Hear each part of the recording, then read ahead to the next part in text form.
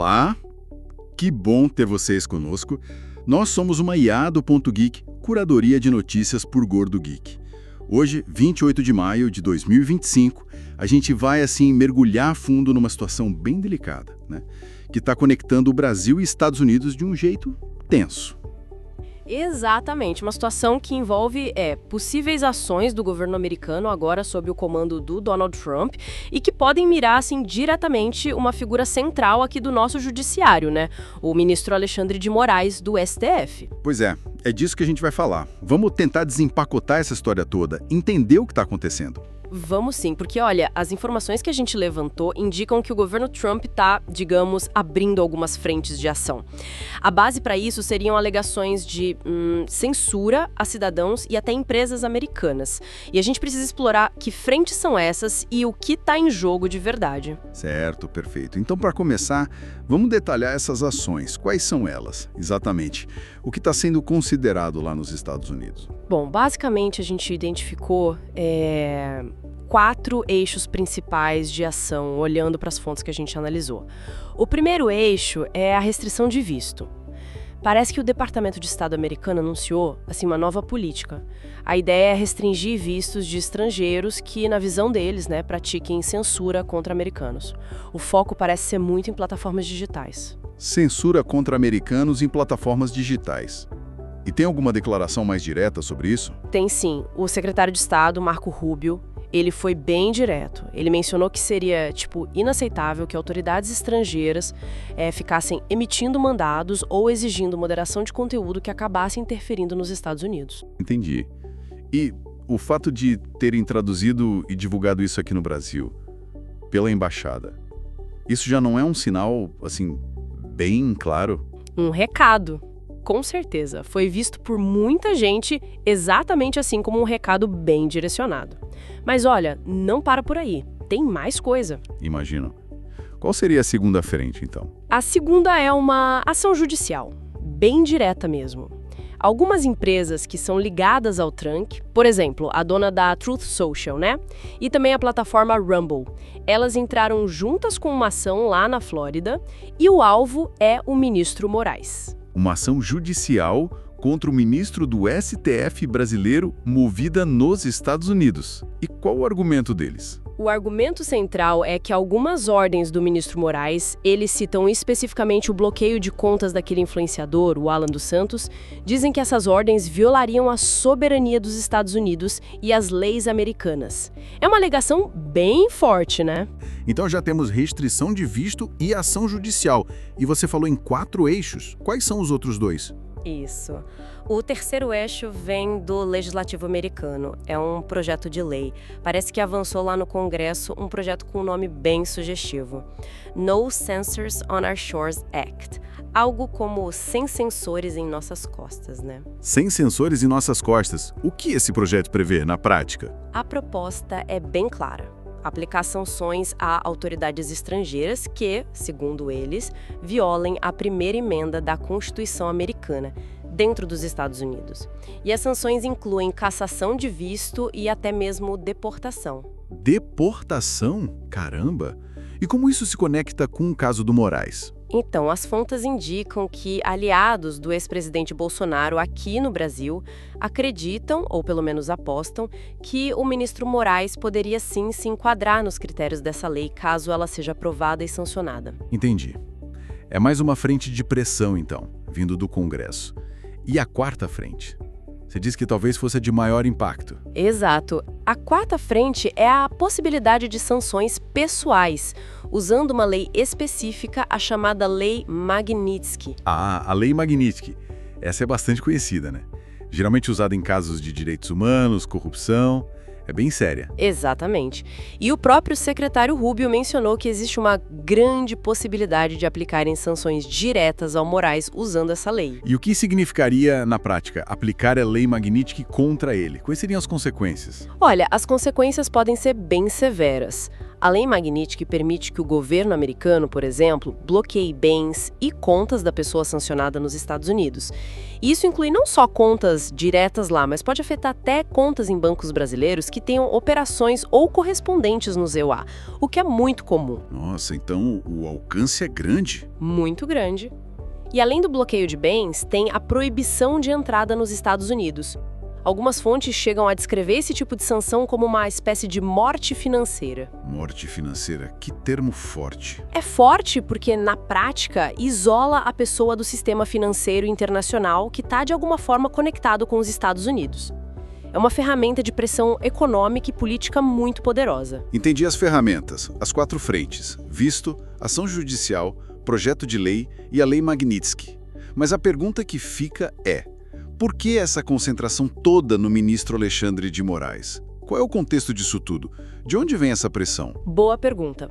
As fontes que a gente analisou apontam que essa pressão vem principalmente de 2 origens: setores conservadores lá nos Estados Unidos e, de forma bem ativa, de aliados do ex-presidente Jair Bolsonaro aqui no Brasil. Faz sentido, considerando o cenário político.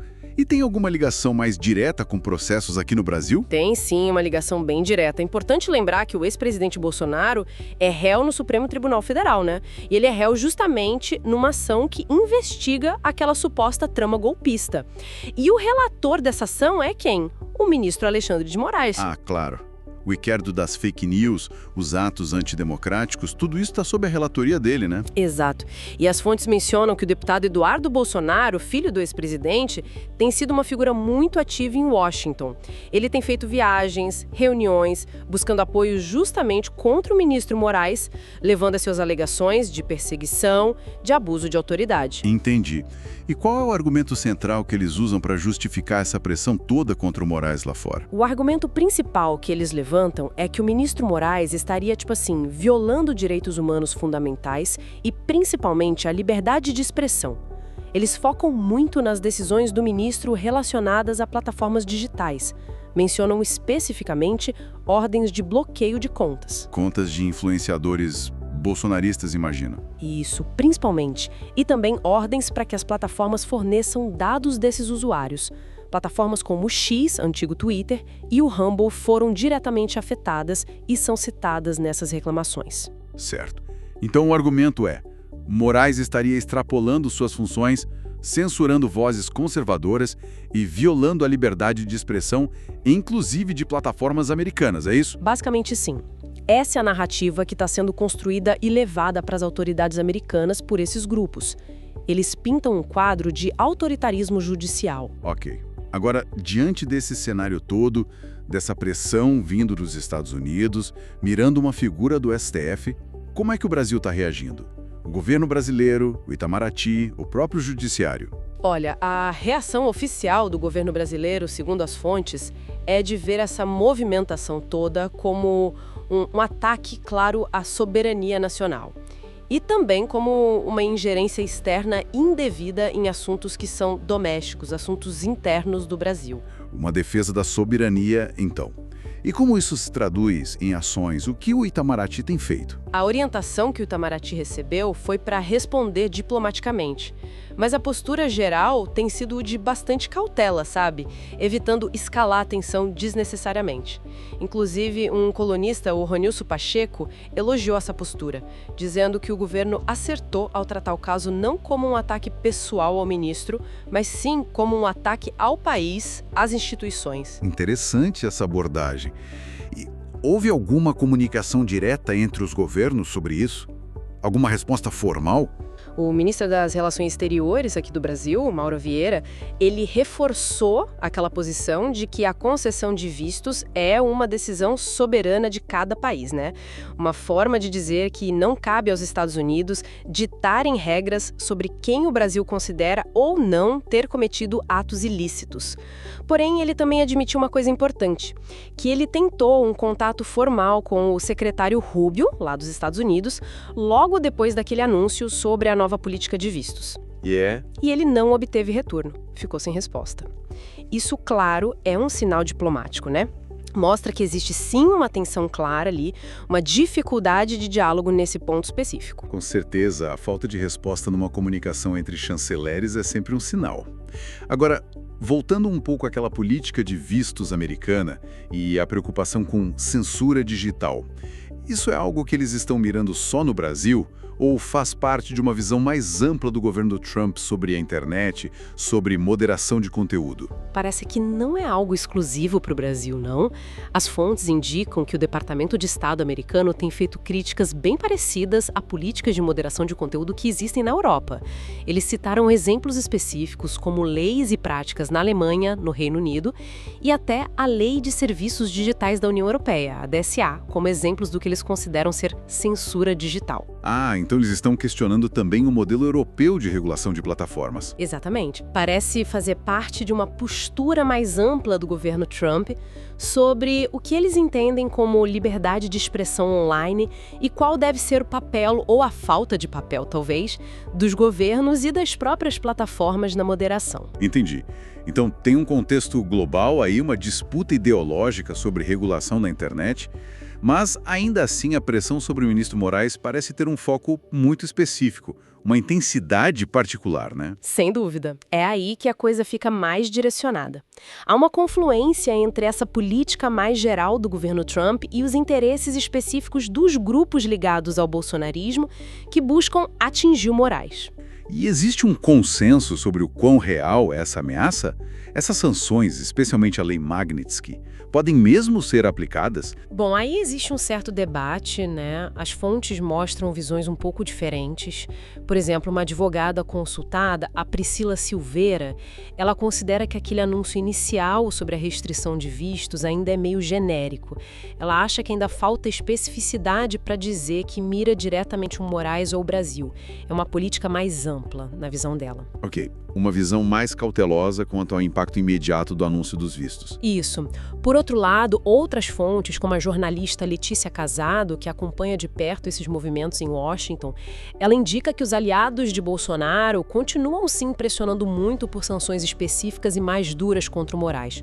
O foco deles seria justamente a Lei Magnitsky, aquela da morte financeira. Eles continuam insistindo nisso? Continuam. E essa fonte aponta que pode haver uma espécie de avaliação periódica de nomes para possíveis sanções, talvez a cada 60 dias, mais ou menos, e que essa lista de alvos poderia incluir não só o Moraes, mas talvez outros ministros do STF ou até mesmo familiares deles.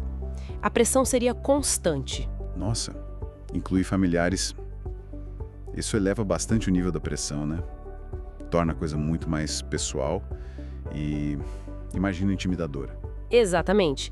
A ideia seria criar um clima de incerteza e pressão contínua sobre as autoridades brasileiras, que são vistas como adversárias por esses grupos. Que cenário complexo, hein? De um lado, você tem o governo americano, sob Trump, levantando a bandeira da liberdade de expressão, da defesa dos interesses de cidadãos e empresas americanas. Exato. E alegando que autoridades estrangeiras estariam extrapolando e praticando censura que afeta os Estados Unidos. E do outro lado, você tem o Brasil, o governo, as instituições, defendendo a soberania nacional, a independência do judiciário e a legitimidade das decisões tomadas aqui dentro, né? Perfeitamente colocado. É um embate que envolve princípios importantes dos dois lados, mas que também está carregado de interesses políticos e ideológicos bem claros. Fica realmente a questão, né? Como é que essas pressões externas que vêm de uma superpotência como os Estados Unidos podem acabar influenciando ou tentando influenciar o judiciário de outro país? Pois é, e quais são os limites disso tudo? Onde termina a diplomacia legítima e começa a ingerência indevida? Onde fica a defesa de princípios universais, como a liberdade de expressão, e onde começa a defesa de interesses políticos específicos? E como equilibrar a soberania de um país com a realidade de um mundo cada vez mais conectado digitalmente, onde as ações em um lugar têm reflexos imediatos em outro? São perguntas difíceis. Muito difíceis. E que não têm respostas fáceis. Envolve o direito internacional, as relações diplomáticas, a política interna de cada país e, claro, o poder judiciário e o Estado de Direito. Sem dúvida. Um ponto crucial para a gente continuar acompanhando e refletindo. Muita coisa pode acontecer ainda, né? Com certeza, a situação é dinâmica. Essas pressões podem aumentar, diminuir, podem surgir novas frentes. É algo para ficar de olho. Bom, acho que conseguimos dar um panorama bem completo dessa situação tensa entre Brasil e EUA envolvendo o ministro Moraes, né? Exploramos as ações americanas, o contexto, as reações brasileiras. Sim, cobrimos os pontos principais que as fontes trouxeram, desde a restrição de vistos até a ameaça mais séria da Lei Magnitsky. E o pano de fundo político disso tudo. Um assunto complexo, mas fundamental para entender as relações internacionais e a política atual. O que chamou a atenção nessa análise toda? Se algo despertou mais curiosidade ou gerou alguma reflexão, compartilhem as impressões conosco. E claro, se você gostou dessa nossa análise aprofundada, não esquece. Deixa seu comentário, curte o episódio e compartilha com mais gente que se interessa por esses temas.